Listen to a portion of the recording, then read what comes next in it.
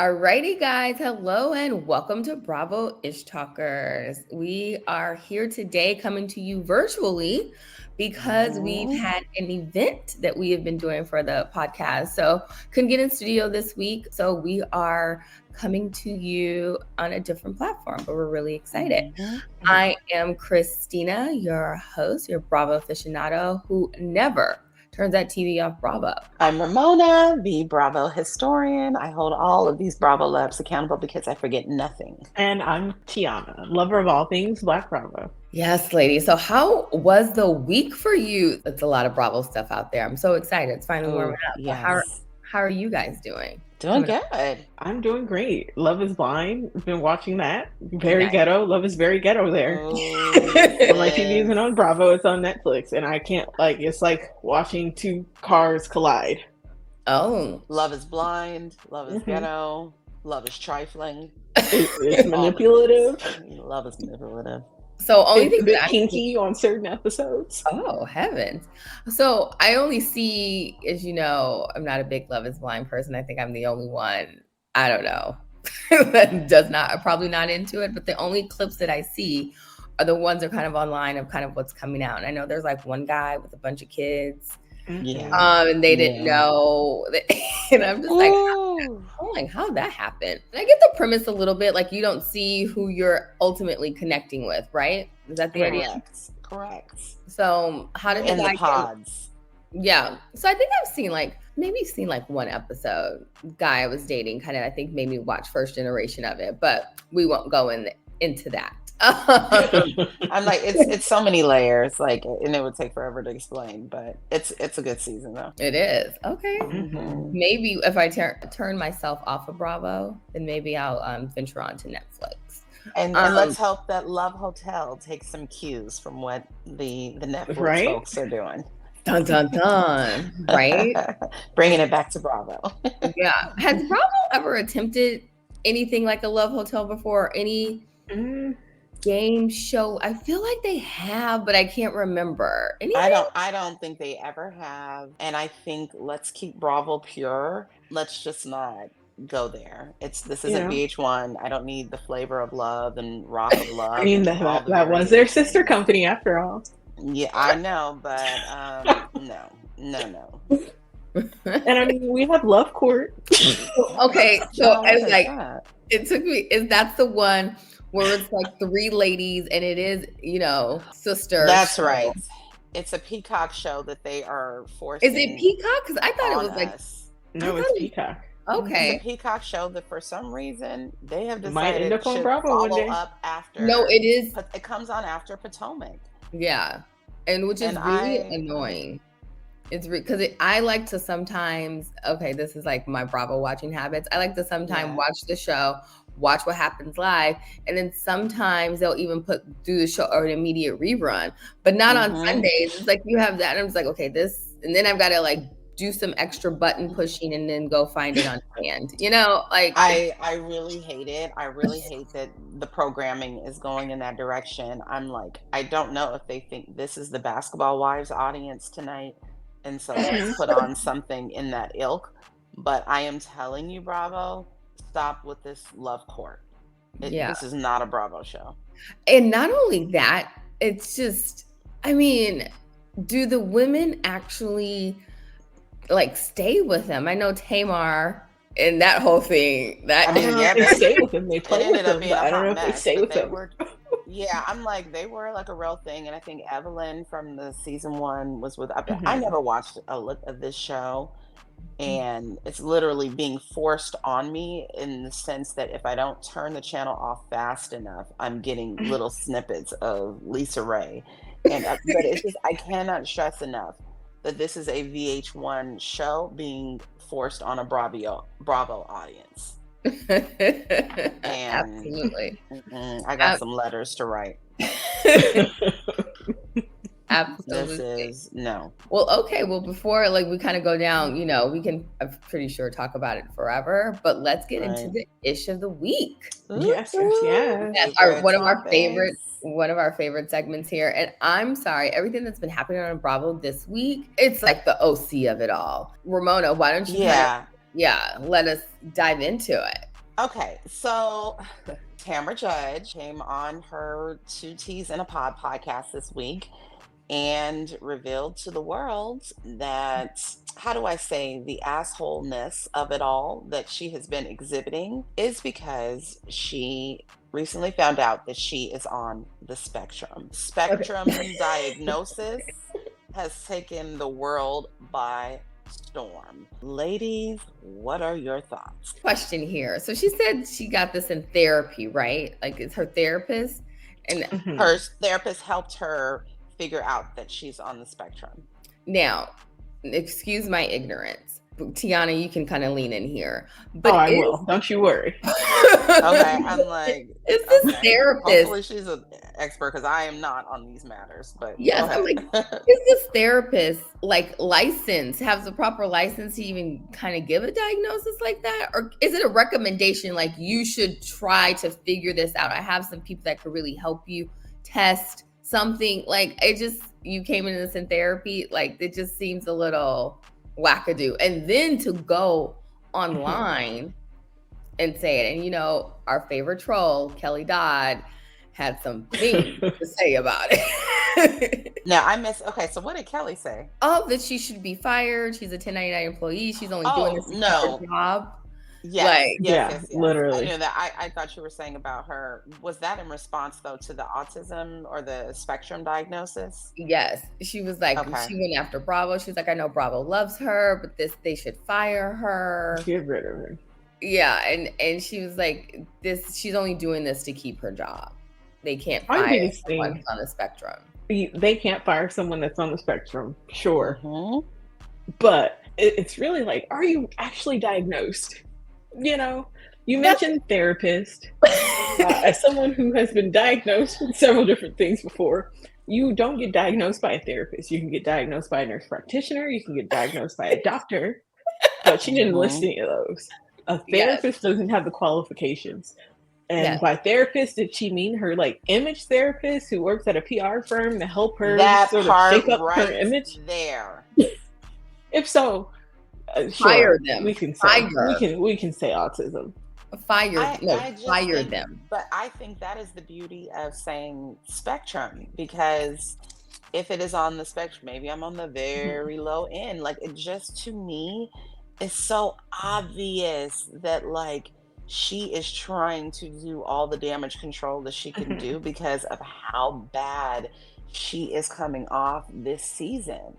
And she is reaching as bad as that makeup was off in that chair getting her hair done. If you saw the video of her like on the podcast, like she's just like, yes, and some of the behaviors are not being compassionate to people. I'm like, oh. Okay.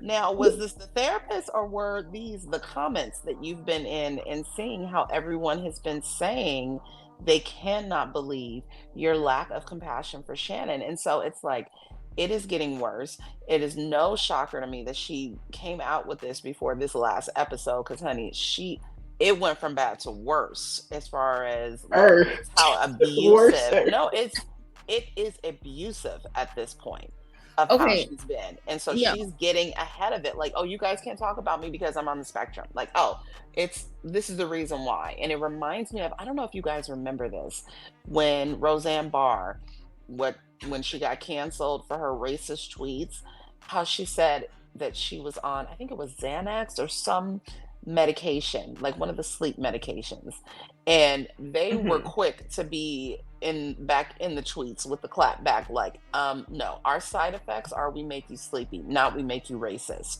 So like, and so I'm like, girl, being on the spectrum does not mean that. But then again, I don't know, I'm not an expert, but to me it's like, oh, okay, that's convenient. I think the biggest issue is conflating her poor behavior with autism. Yes. Yeah. No, like, I don't think she said you autistic. Don't like say like necessarily nasty things, you know?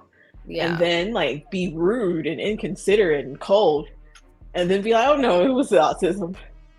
Yeah, it's just like, let's just say it straight up, as Ramona likes to say, sorry for being so crass, but you're just a bitch. That's it. You're just a bitch. And I think as you get older, you become more bitchier. Because honestly, this is behavior we've seen from Tamra back with the Gretchen days. You know what I mean? It's just now it's like, girl, like pipe down. Like it's just becoming very, like you said, like mean, and it's being abusive. And then as we saw in like this last week's episode, when Jenn, as everyone online has been saying, Jenn has finally grown a pair.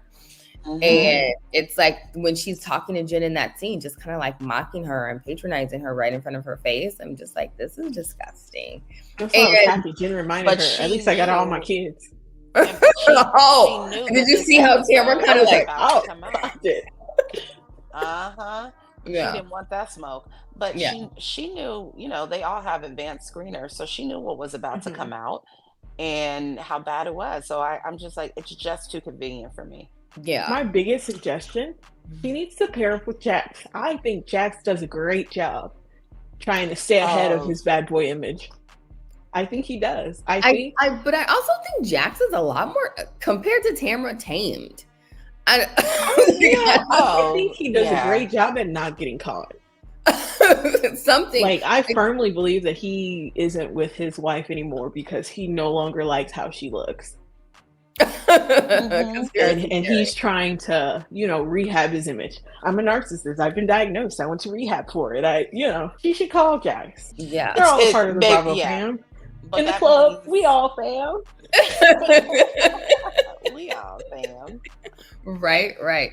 Well, we'll dive more into Real Housewives of OC, but what's next up in the issue of the week? Okay, so did you guys see that it came out that all of a sudden Alexis's ex is dating someone from the Real Housewives universe? Do you remember our good old friend Elizabeth Vargas from a few seasons ago? She was very short-lived. I felt like she was like one and done.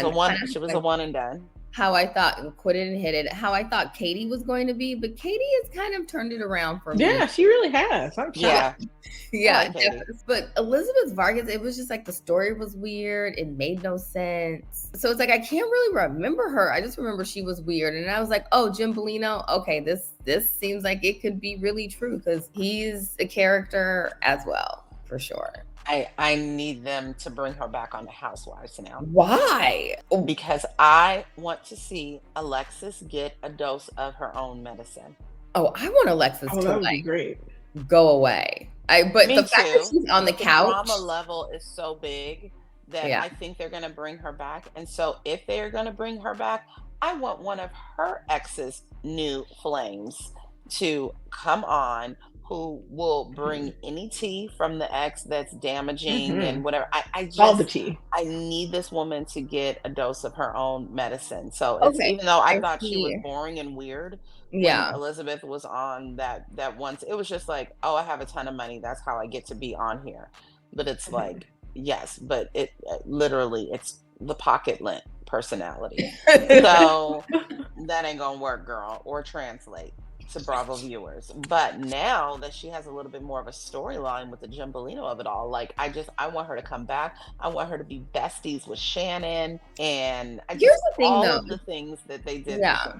Yeah. Here's the thing, though, is that I feel that Jim Bellino and Alexis have a cordial kind of relationship. Like, I don't think they would allow that messiness between them two kind of be exposed, because I saw him on an interview, just like a snippet. He was very even keel and just very it was just very shocking. He was just very anti-Alexis.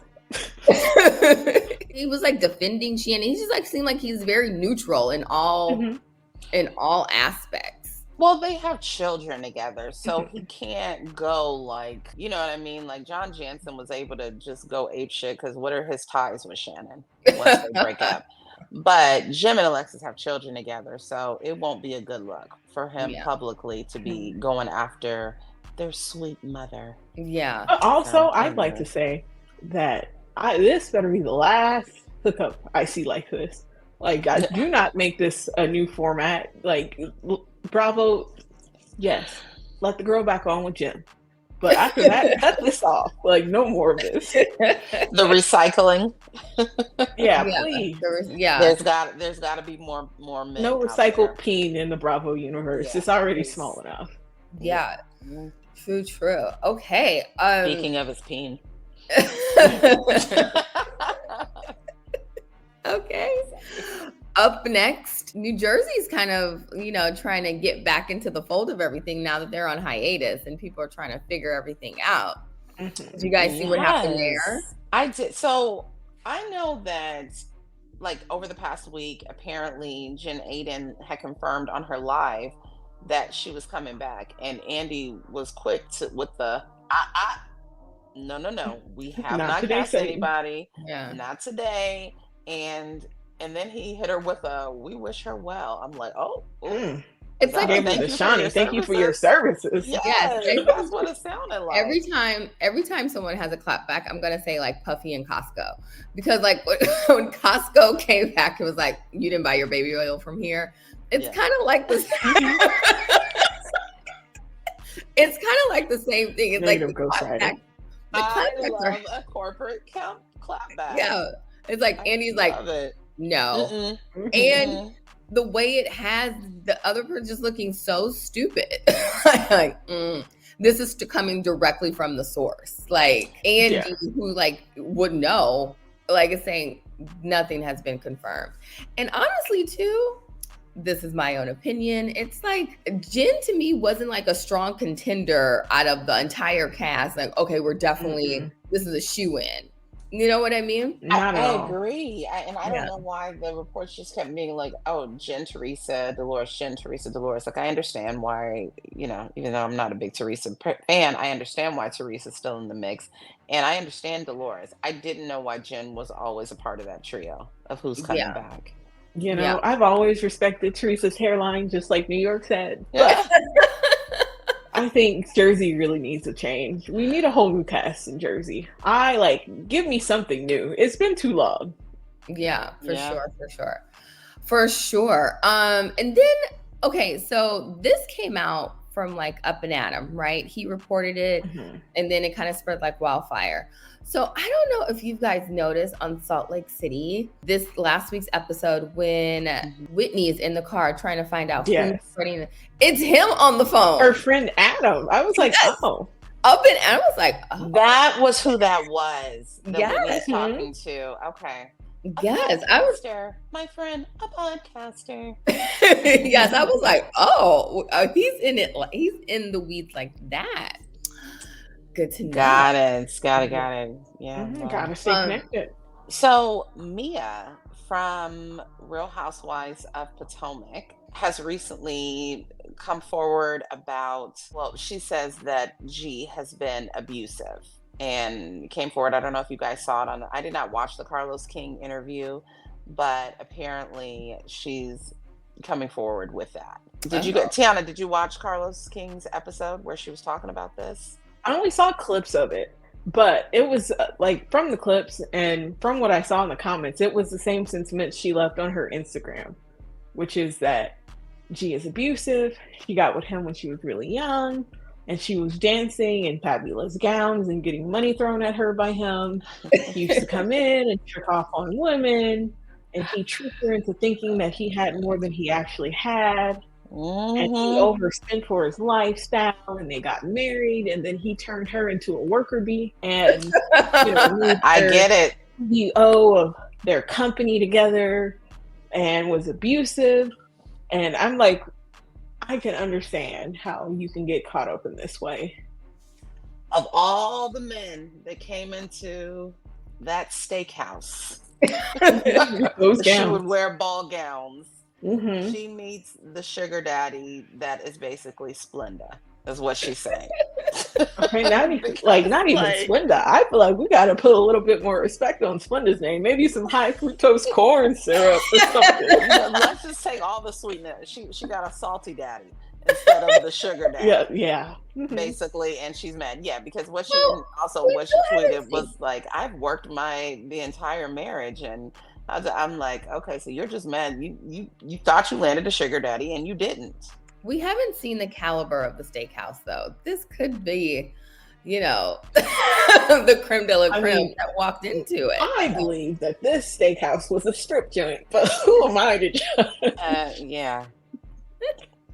They just serve steak versus wings. That's all. Right? Yeah. Literally. It's all protein. It's all protein. But are they was she the waitress? And I just never understood what is happening. She's not saying that she was a waitress. She's saying that she doesn't bring the steak to the table. She just walks around in a ball gown. I just don't buy it. And what man is like, so groups and legions of men are coming to watch women walk around in ball gown? Like, isn't that a beauty and not get naked while they throw money at them? Like, it doesn't That's what I'm sense saying. I'm like, a creep is going to be a creep. And most of the men that frequent those places are creeps. Please. Well, but you kind of know that when you're in the sex work industry. So I'm a little surprised. Okay. Well, honestly, I get it how you live. That's how I feel. You know, it can be empowering in the sense of like, for someone like Mia who may have been disadvantaged in her previous life. And, you know, but ultimately, you know, you should kind of have a better radar of who has it and who doesn't. Good to know. Good. She probably knows now because she has the radio personality, not a DJ, but she has the radio personality. Okay. So maybe she. She's quick I have to so many correct thoughts that. about that. Yeah. So to each their own. All right, ladies, that was one of my favorite segments because we just get to rehash everything that's going on. I know. But now it's time for us to get into the meat and potatoes of it all. My fave. What's going on with the shows, the roundup. So first we have the OC, which we touched on a little bit in the issue of the week, but we know like the OC is like really bringing it. I'm just every episode, I am just more and more surprised. And I don't even think I've been into the OC this much since its conception. I don't think the best season in a long time. These ladies need a bonus. Oh, absolutely. First, we have Tamra, Ryan, and Jenn. We saw that now Tamra is trying to run a background check. And it has come out, Shannon, or the first part of the story has been told. So, you know, we're going to see in this week how Tamra's trying to redeem herself. But I will say this, even though Jenn, everyone's like, Jenn's the MVP of this episode. She finally used her voice. Oh my gosh, the outfit was killing everything, right? I do think Shannon kind of wound her up a little bit, like the Energizer Bunny, and sent her on her way. Oh, yeah. Like, because I'm like, this is very clear that this is old information. I mean, because she said, like, look at these. Like, obviously, they weren't besties anymore. So it was clear that this was, like, ahead of Jenn's first season. But she just went. And I think that's the reason why Tamra, like, to Tamra's credit, that's the reason why she looked so confused, because she was just like, not you talking about old shit. That was 2 years ago. Yeah, but not. She knew. Yeah, like she knew. And then it's like, but it's also very old now. But she's getting a lot of flack too. She's like, I put this on my kids. You know, I was like, oh, someone check on them. Yeah. And the lightning didn't get to him. Like, I think like early in the episode when Tamra starts talking about her relationship with the daughter that she doesn't talk to, I think Up and Adam actually came out and like had like this old post from the daughter who went on social media and kind of like laid it out all online, like her side of the story. And it's like, basically it was like, you know, I asked my mother to respect, you know, my wishes and not talk about me. She does anything for $1, blah, blah, blah, like that type of story. And then we see here when she's like, I put this on my kids. I'm just like, okay, maybe there's some truth to like, you're not really trying to like, you use it more as a storyline versus you're really trying to rectify it. But when Jenn clapped back and said, you know, I have all my kids, it was a distinct change in the facial expressions. It was like a adult almost. Ate her up. Yeah. What, that's like from the Dave Chappelle show. What did the 5 fingers say to the face? Okay. I was like, oh my goodness. Oh my goodness. Like, oh. Yeah. And I think also too, you know, innocent Jenn, the way she even like tried to like, the way she said it, it still wasn't in a way of like, it took a while. It was like a slow burn, like a build up. Yeah. I realize what you just said to me. We all turned into baby Teresa's, like buffering, like, wait. Oh, Yeah. she said it. Went there. Yeah, exactly. So this is a woman who's had enough, basically.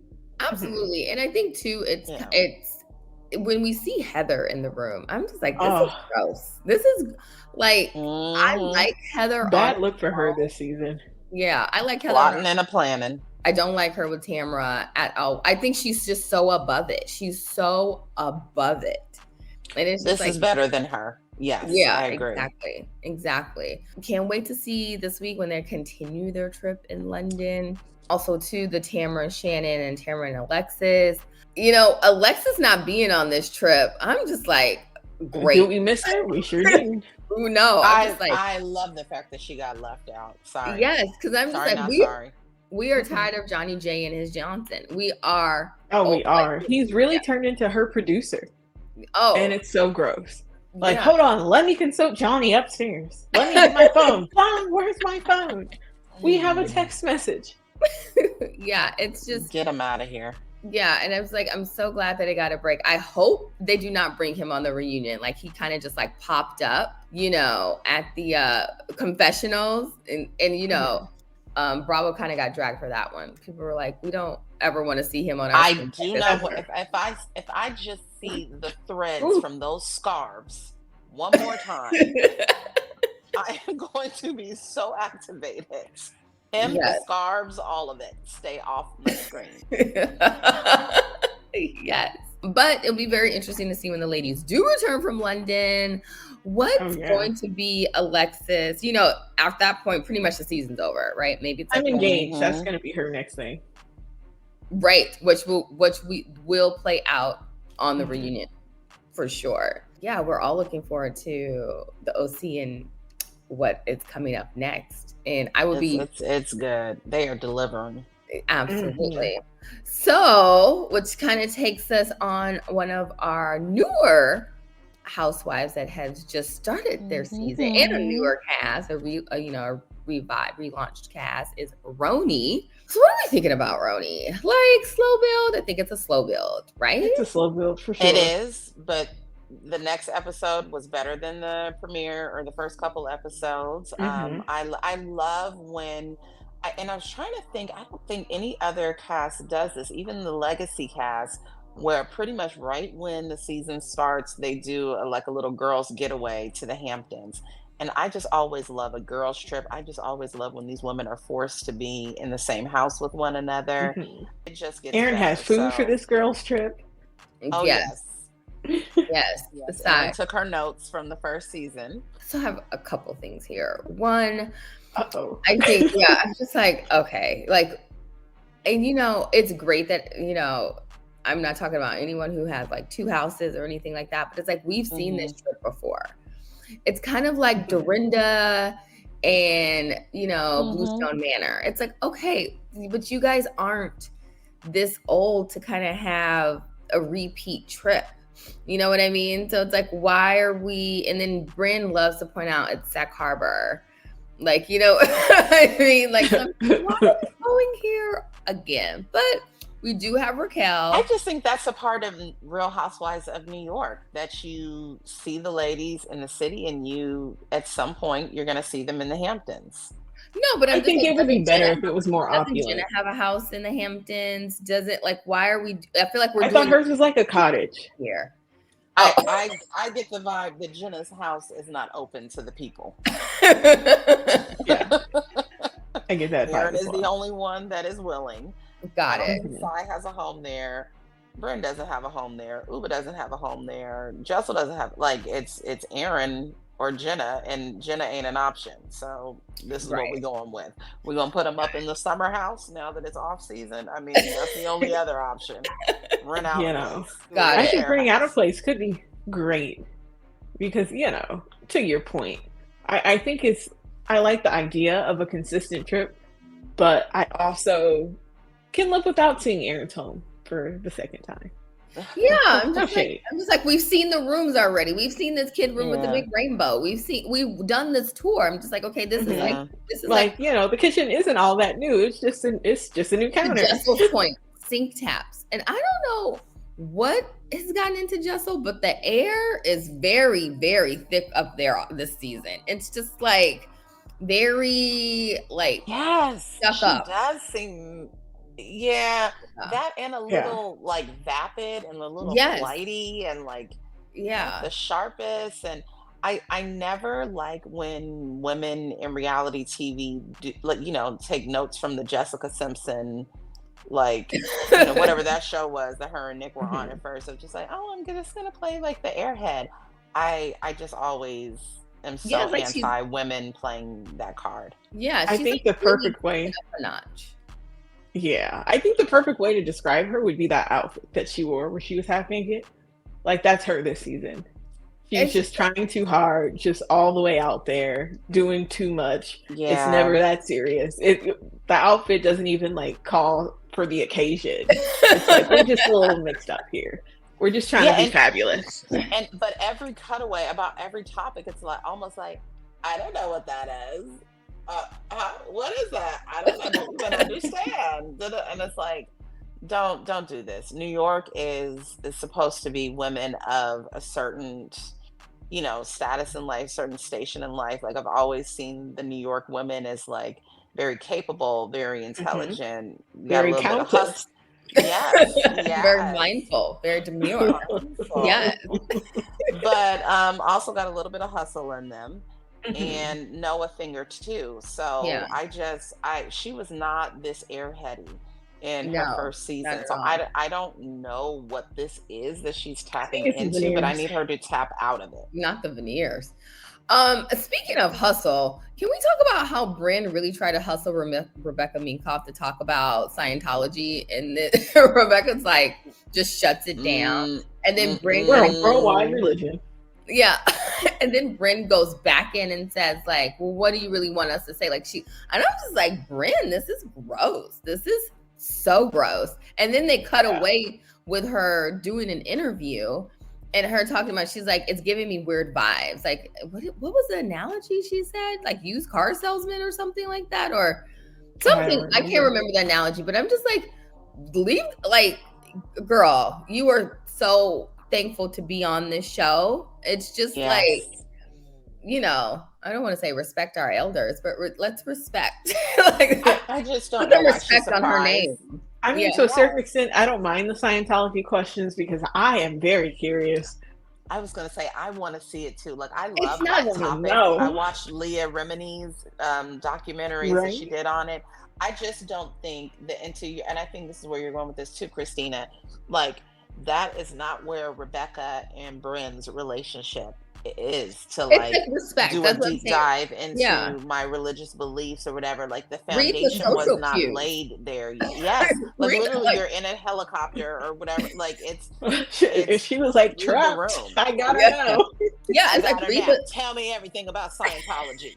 Where's Shelly Miscavige? Like, no, that's not how this is about to like. I don't know what moment you thought you were gonna have and like how you were gonna, you know, get her to have that mic drop moment, but like no, she was not giving you that moment yet. Y'all don't know each other like that. Yeah, exactly.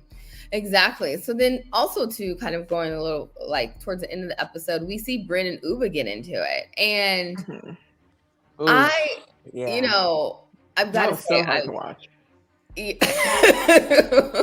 was. Yeah. I feel like Brynn is just kind of making a little bit more enemies than, you know. I know. Yeah. It's unfortunate. Like she's trying to further destruct any relationships that she had. But one of the best arguments that I always feel when this happens on reality TV is when people are like, F this, F that, when the person's like, oh my, are we not intelligent enough to use our vocabulary? Do we have to resort to the trashy blah blah blah? Because it does kind of remind everybody that like, oh yeah, you're being a little seedy. And so and it's like, thank God she had Cy there to pineapple. Shut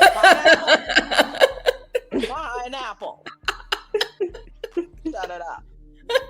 And I'm sure she was like, ooh. Yep, I won't say though, I do understand her frustration because like as a woman of color, Like, why would you ever make fun of me and my accent and mock me in that way on national television? That was not cool. Yeah. And I think and I think we're starting to see how like Brynn kind of like really like fights nasty. And I think also too, it's like when they cut away to kind of like one of Sai's confessionals, she said like, you know, Brynn has some issues when people get close, she wants to like tear. And I was like, tear them apart. And I was like, okay, that resonates. That like really, it's like I'm paying attention to that. And as we see Brynn's like, once again, this is someone who I feel like who's just like Jessel, the attitude or the personality of like, who is this person? Like you wouldn't have thought this person existed from last season. And now we're just seeing kind of like manipulative, messy, like condescending, really has no boundaries, kind of will like, you know, But so I was very annoyed though, because I felt like, okay, good. Because I love to see her and Sai as friends. On their first season together, I was like, okay, I like this friendship a little bit. I don't like the mean girl aspect of it, like when they mean girl the other women, but it seems like Sai has matured and is trying to be a little bit better version. I don't know if I call it maturity. I'd say she read the room. She read the room. She saw maybe the way she did, and she changed. Did not get the best. She has, done, and like I've seen her like on Jeff Lewis's show or whatever. Like you can see that she is trying to have a softer side. And so when her and Brynn were sitting down and Brynn was trying to, I'm like, okay, good, they're getting somewhere. And then Jenna, you know, they brought Jenna in, and Jenna was like, well, I don't know if I said that Brynn was the one. I'm like that, and I'm like, you are on camera. What is the point of saying you did not say something that everyone saw? It's like she flat out asked you, who said that? Who told you I hate you? She nods to Brynn and said that one over there. Then a few days later, it's like, I don't think I said that. I'm like, girl, yes. It's just so non-confrontational that it causes confrontation. Okay, but you cannot light a fuse. Watch someone go off, because that's what set Sai off and just like completely ruined that night. And so you cannot light a fuse like that and then, you know, throw rocks and hide your hands. Like, yes, you were the one that started this. Yeah. But I also too think it's just, and this is my opinion, I just feel like Brynn is fake, because it's like you're saying like, oh, I really like, you're ignoring Sai. Remember when they showed the text, like she left her on red, didn't see anything at the reunion last year. She's like, I have enough friends. But then when Sai goes to hug her, she has like these fake tears, like she really wants him. I'm just like, which is it, girl? Like, does your therapist need to diagnose you? Like, what are we doing right now? Like, no, that is someone who needs some time on the couch. Seriously, for sure. Especially with her upbringing. Yeah, I was just gonna say, it's like, it's one of those things where, you know, we don't look, once you're an adult, you can only use like my childhood so long. Like, you know, everyone has their shit from like, you know, various aspects of their childhood. You cannot just use that as a reason to have shitty behavior as an adult. However, it is clear that that girl's mom did a number on her, and it is the reason why her relationships with people are so awful. Like, it is so apparent, and I'm not a mental health expert, and I can tell you. But they're also that other wound is it's so bad. There's also too, there has to be a want there, right? And I don't know, it's just like, it doesn't seem like there's not any awareness that there's anything wrong. But the viewers, I think if this keeps happening throughout this season, I'm just like, hype girl, like you're on a path of like everybody. And then we see, you know, how they started off this season, her and Ubah really kind of like sever, it seems. But of course they build up to that, and we don't know. Dun, dun, dun. Okay, last show. I don't know about you guys, but I'm really excited. Southern Charm has announced that they're coming back in December. So we will be adding, you know, kind of some non-housewives to our roundup. So I'm really excited about that. That show. Me too. Yes. So Salt Lake City of it all, right? I mean, a heart-wrenching episode. First and foremost, you guys already know that I'm just like biased to Bronwyn, no matter what she does. I was like, oh my gosh, she's so amazing. She's dressed so fabulous. I feel like she is just a breath of fresh air to Salt Lake City. But then we see her kind of really take it on the mama bear role and really protecting her daughter and kind of really sharing that story, being vulnerable, not because I feel like sometimes when housewives like have a moment, you can tell it's like overly produced and planned and this and that. And she just really seemed like her authentic self, brought her daughter on to have that authentic moment. And I'm just like, I don't know. I was like, thankful. I was like, as a viewer, I was like, I'm grateful that you shared that with us. Like, I was too. She was so open and vulnerable and just shared so much. For someone who has not been, a part of this world very long, to be so forthright with all of the details, because I noticed that she wasn't really even trying to make herself look good. She was just like, look, choices have been made on Gwen's behalf, and the only one who has had zero choices is Gwen, which I think was her acknowledging, like, like basically I did the best I could as a young girl becoming pregnant and trying to make it work.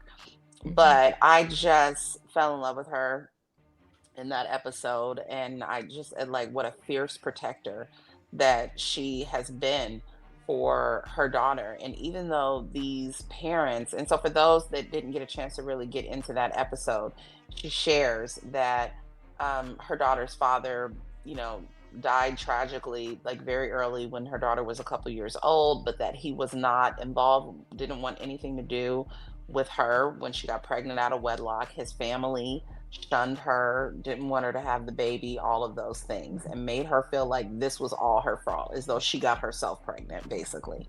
And so it's like, even though these people were so awful to you, you can put that to the side because you care about your child having a relationship with her paternal family. I just loved her. And it also humanized Lisa. Like it did. Like when she was talking, shockingly, yes. Yeah, I was like, oh, like, because we think of Lisa or she's portrayed as someone who is, and they keep talking about it this season too. It's just like, if you don't agree with her, if you're not on her side, then you're not. Lisa's not for you. Yeah. And the only thing she's for is Wendy's. Yeah, like you're not in Lisa's world. But it really kind of like. I like Lisa this season. Yeah, so far. No, I like Lisa all the time. Like, she was my fashion MVP of Salt Lake City. And it's like Bronwyn. I was like, oh, yes.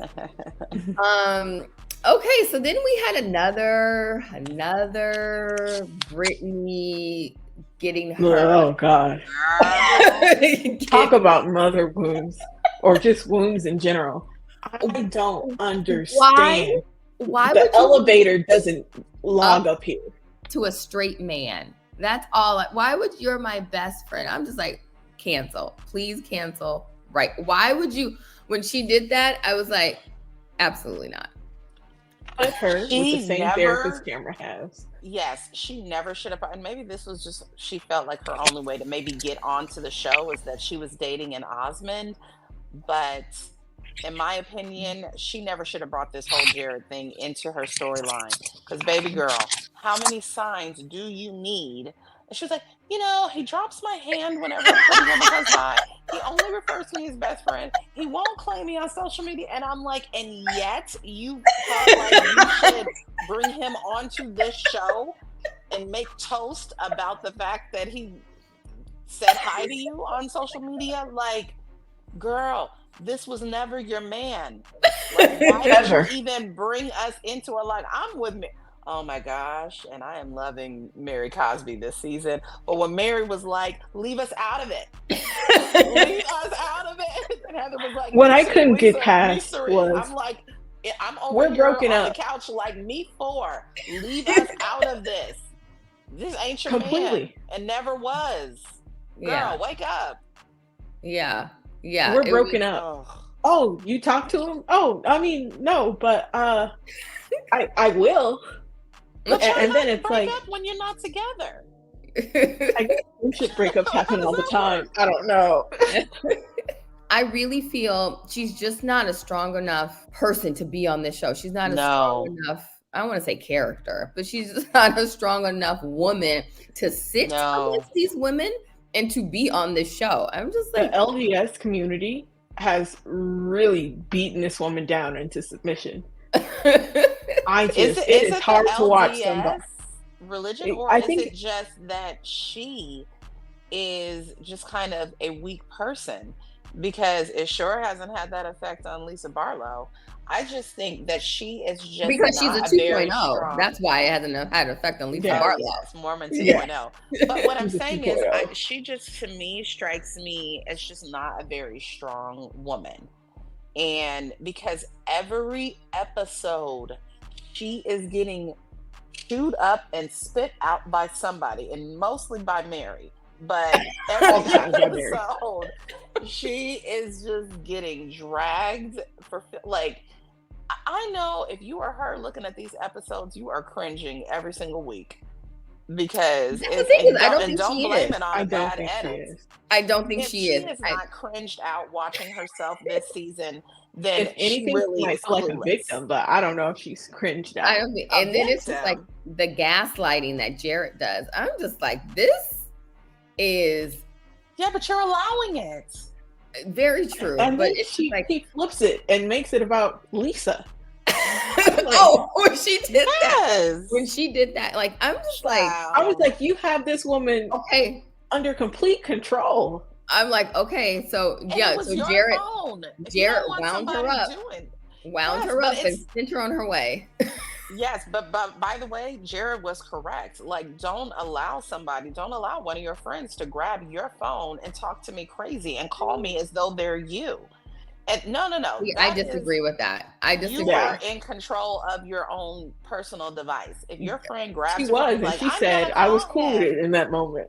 Yeah. So then own that. No, but then she said, well, I talked to Jarrett, and he's right. He had a couple of good points. I'm like, this man is never right. What I mean. He's easily swayed, for sure. Easily swayed. But I feel like it's like if Lisa didn't do it, but then it's just like, obviously anyone could have her walk it back real quick. I'm just like, you could have taken the phone away. Bravo. If you felt like it was inappropriate. If you felt like she shouldn't have been doing that, you would have like, no, hand me my phone back. Oh, Jared, I'm so sorry that happened, and clean it up right there. You were down with the program. You allowed this to happen. So don't turn it on Lisa now. That ain't Lisa's fault. And by the way, take us out. We don't want to hear no more about it. But it's like, Bravo, this is abuse at this point. Get her out of here. Get her off the game. Like, she can't. She cannot play. I just she can't handle like Mary at all. If it's not Jared she's being dragged by, it's Mary.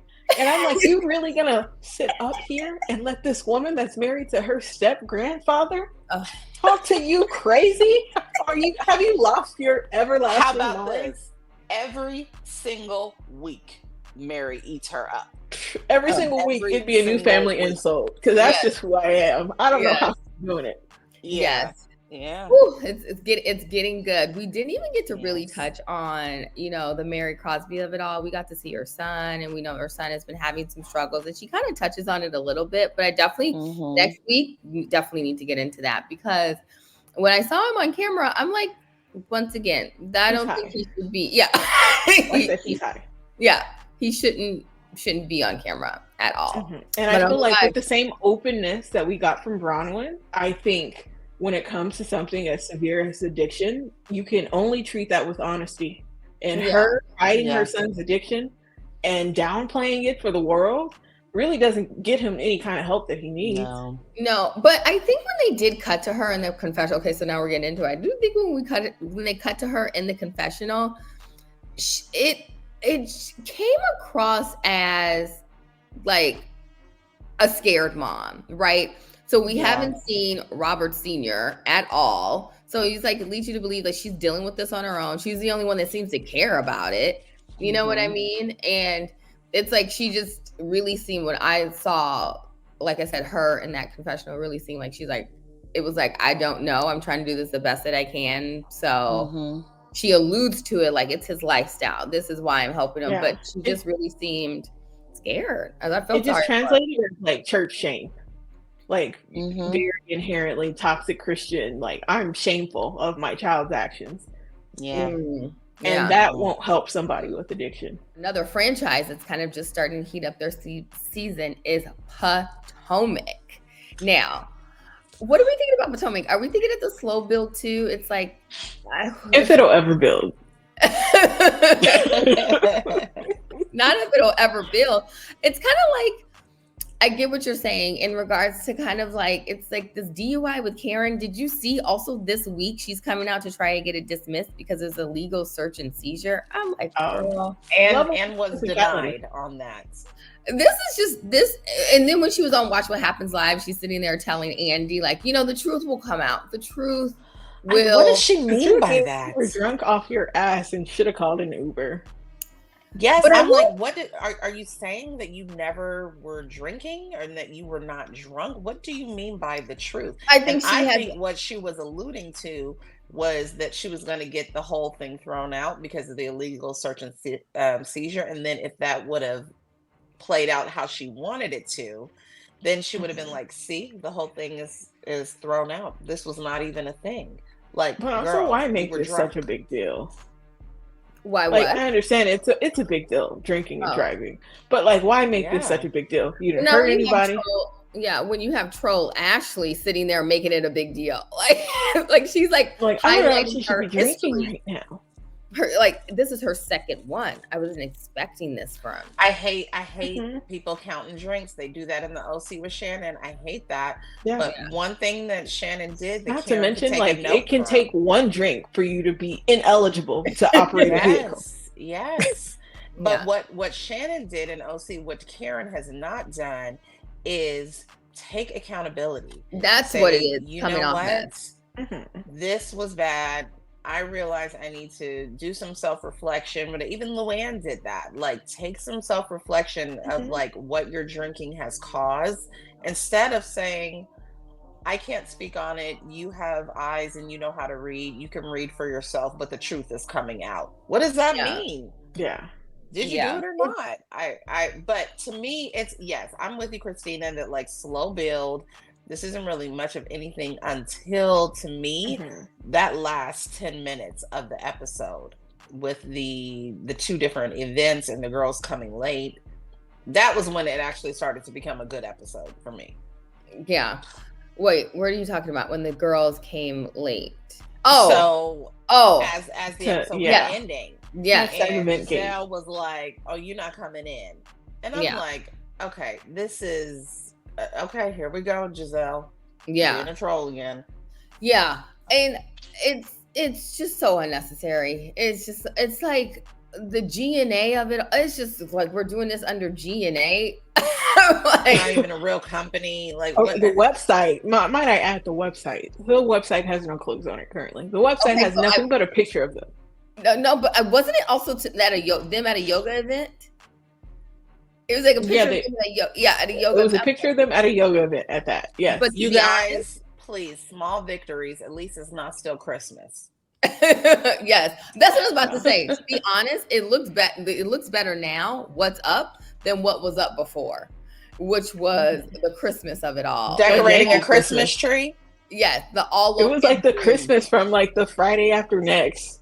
You know, the Christmas tree that they had in that movie, just a little janky tree, you know. And now it's fusion. It's like, if you guys at the very least don't hire an advisor. Fusing what? I don't hire an advisor, so you're using the right words. It's the issue is they are using producers, because this is just for a storyline. Wait, but what is that's what I keep about. What is are they no longer selling fashions? What are they doing? I think they're fusing the styles based off this is, and it hasn't been explained. So we're thinking, you know. How do they make money? How is this a business? Oh, I don't think it's making money. Correct. I don't think it's making money at all, girl. I just don't know. I think having the website is even an operating loss. Yeah. So then, you know what? Let's retool and do charity work. Let's bring awareness about causes or whatever. Hence the charity they just partnered with on behalf of her dad. And I wish she would tell that story a little bit more, because all she says is like, you know, he was diagnosed with a brain tumor and 12 days later he died. I was like, okay, but what prompted the MRI? Was there some things that were already off? Maybe hard to talk about, but I think us as viewers, like, we want to know. So like, share with us a little bit. And we knew her dad because she had him on the show. He was such a sweet, he seemed like just such a sweet guy. Like that actually gave me some compassion for her, that she went through that. But I'm sorry. So for those who didn't fully watch till the end, there were 2 different events going on at the same time. Karen was being honored at something that I don't know what that was either. But they were trying to support Giselle and Ashley's charity event. But, they were going from one event to the next. And I thought Giselle was so ridiculous of like, no. You see her like going to like basically kick them out of her event. No.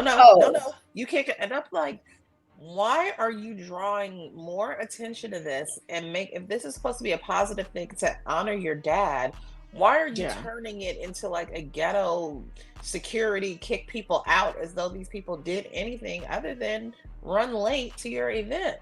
And then Ashley, I didn't understand where she was coming from with that. And then Ashley coming to the car to still give them the opportunity to donate. I was just like, this is just, it's so D-class A for sure. You kick me out of your event, but can I give you money?